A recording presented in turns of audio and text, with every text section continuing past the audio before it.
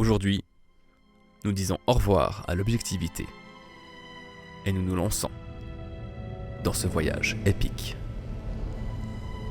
It began with the forging of the great rings. Je me suis très longtemps demandé quel était mon film préféré. Quelle était l'œuvre cinématographique qui était la plus importante pour moi.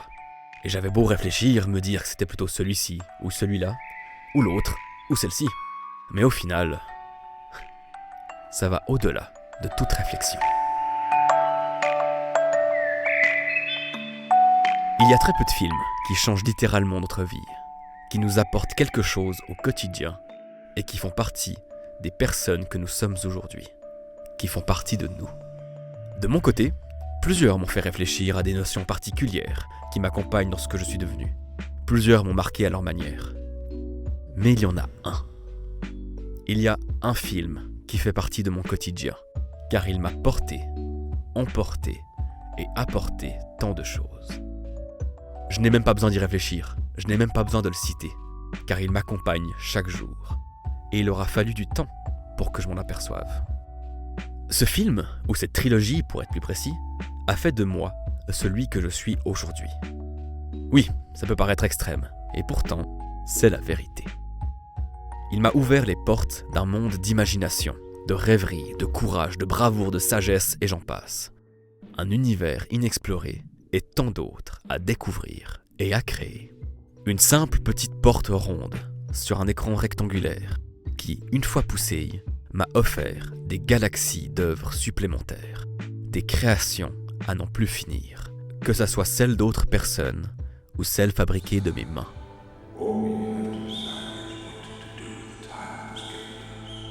Je me suis longtemps demandé si je devais lui consacrer une vidéo.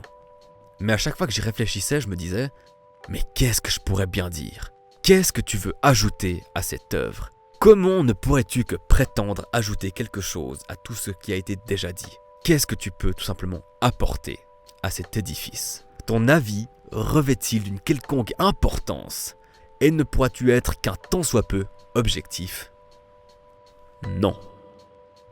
Et après les dernières vidéos consacrées à mes films préférés que j'ai publiées au cours de ces dernières semaines, je me dis que c'est le moment. Aujourd'hui, j'ai envie d'en parler, et je peine effectivement à en dire quelque chose de construit, alors même que j'écris ce texte en avance. Je pourrais énumérer telle scène grandiose, ou tel dialogue si bien écrit, ou tel secret de tournage, mais à quoi bon ?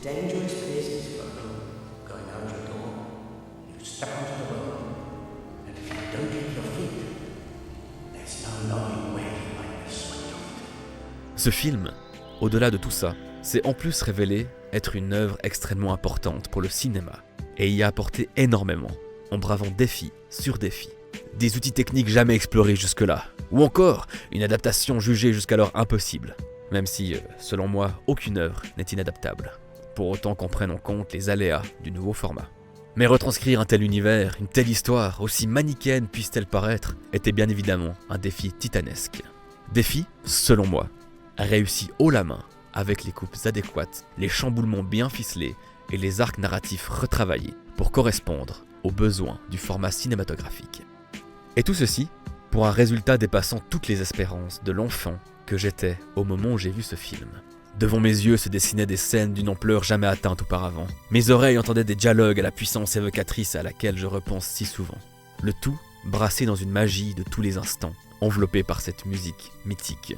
Le tout évoquant l'espoir, ce mot gravé à l'encre sur mon corps.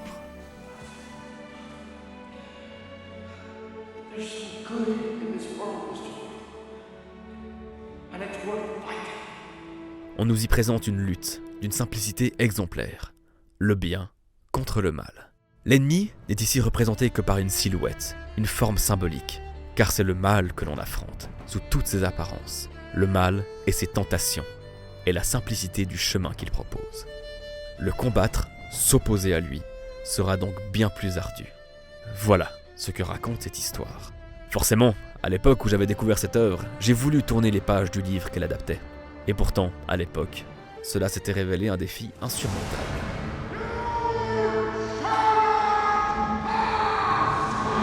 Mais enfin, bien des années plus tard, j'ai retenté l'expérience. Et quelle claque ce fut!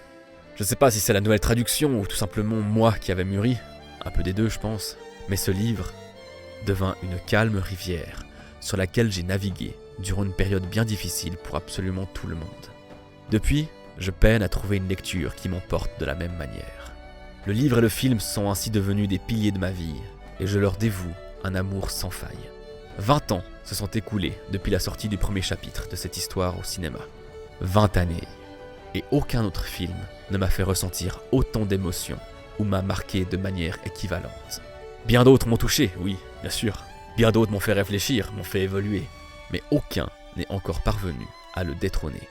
Et je pense que l'enfant immortel qu'il a fait naître en moi, cet enfant qui aime créer et se perdre dans des mondes imaginaires, ne trouvera jamais aucun autre film capable de se lever au-dessus de cette œuvre et d'y prendre une place aussi importante. Voilà pourquoi Le Seigneur des Anneaux est mon plus grand film de tous les temps. Peu importe le genre, peu importe les années. Mais je ne ferme pas la porte pour autant, car cette œuvre, au contraire, m'a appris à l'ouvrir.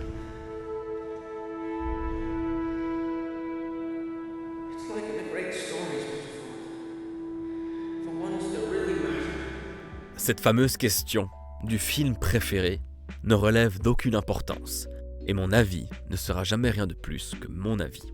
Alors, je suis intéressé, en toute sincérité, par vos films préférés. Partagez vos ressentis, vos expériences dans les commentaires, et je serai ravi d'en discuter avec vous. À tout bientôt.